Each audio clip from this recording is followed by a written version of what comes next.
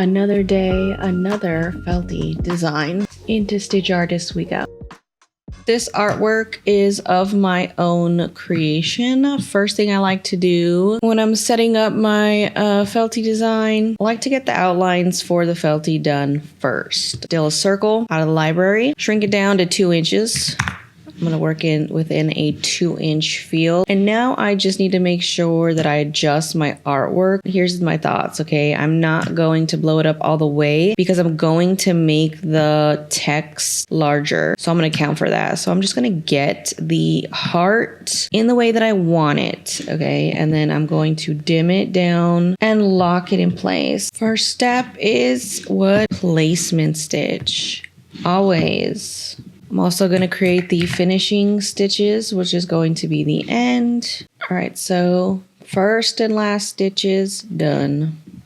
Next step is to save the working file, right? That's the master file. It's the only thing that I can actually make edits in. It is different than a stitch file.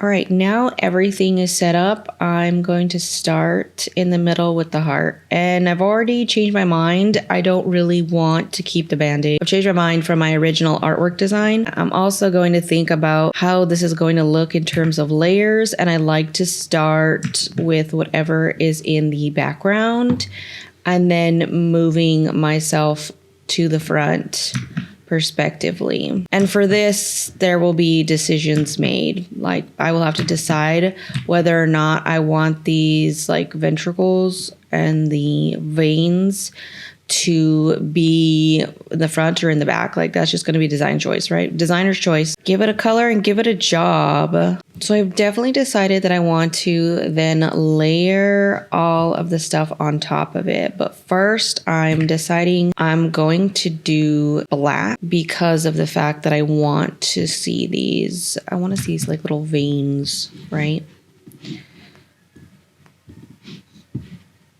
Let me give you a little secret about Stitch Artist, and it's in the name. You are the artist. You decide what you want to do inside of the software, right? So if I deviate from original plans, that's fine. Why? Because I'm the artist.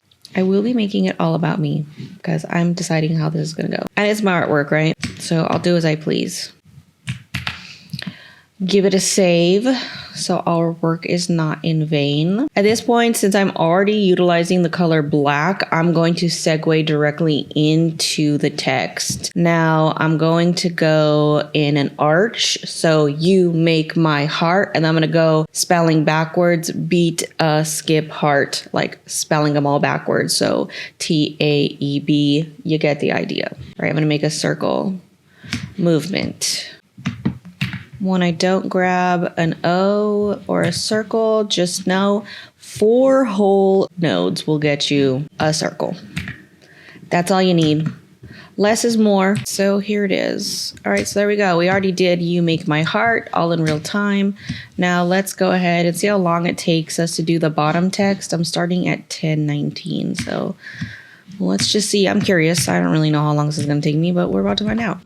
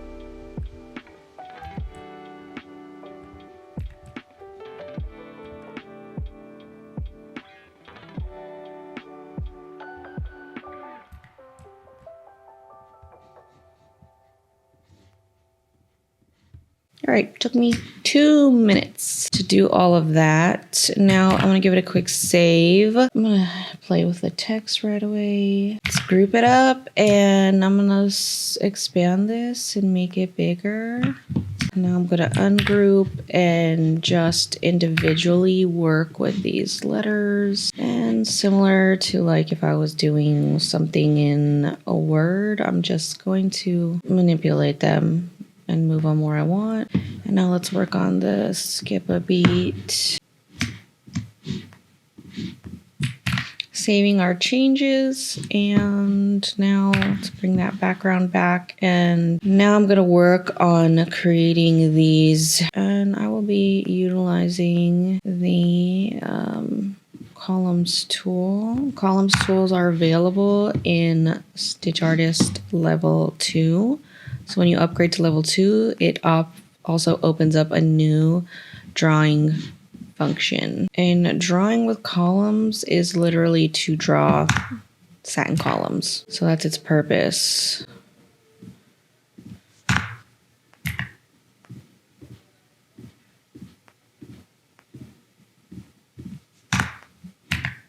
It's very similar to building with blocks.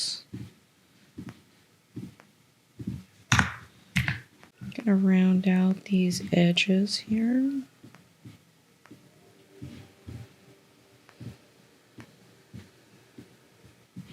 Okay, so now background off, stitches off, and now I need to do some rearranging here.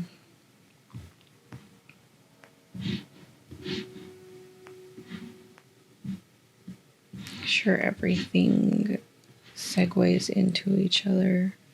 I want to delete some of these nodes because I know I can smooth it out better without them, okay? Remember, less is more. And sometimes you get a smoother result when you got less variables going on.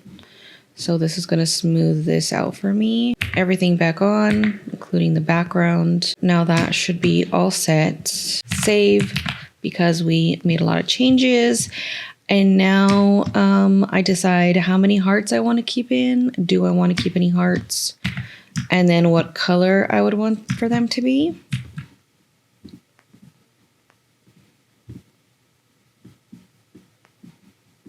Only takes 4 points to make a heart. I may make these their very own color, and that's mainly because when I'll let the customer decide if they would like to have a coordinating color or a different color they haven't used before. I like to give them the design choice because it's easier for me to do this and instead of them having to create a color stop later. So it's easier for them to just pick the same thread that they've already used before instead of trying to Frankenstein and parse this out. So I am going to do that for them. If they would like to say reuse a red or pink they already used in this design, they are welcome to do so. All they have to do is just utilize the same color of thread. However, that doesn't require them to go into their software later and then, make a color stop to then insert this so it could be a contrasting color. So I'm just kind of thinking on their behalf. And I'm going to save this. I think I want to do this as a black outline also. I think I would like that.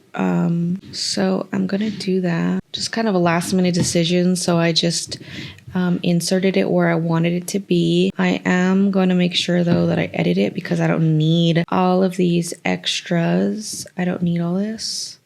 I think we'll break it here. Delete that out and keep this line.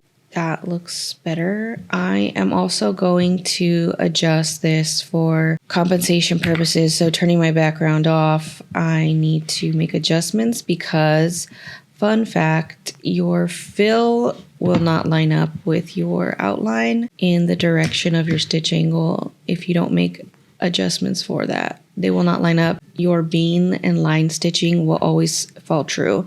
So those running stitches will always fall true exactly where you place them. However, our variable is that we have a fill underneath, and that fill underneath is comprised of a lot of stitches. The more stitches you have, the more tension. So it's going to pull into itself, and it's going to pull away from those true lines of the running stitch. So I had to make accommodations for that. Last thing for me to do is to move the last step to where the last step. I'm going to save this, and I'm going to then export it as a stitch file. Thank you for watching. If you are interested in purchasing Stitch Artist or anything from Embrilliance, I would appreciate it if you used my affiliate link. If you are interested in learning how to use Stitch Artist, I do offer personal one-on-one virtual sessions that can be booked on my website.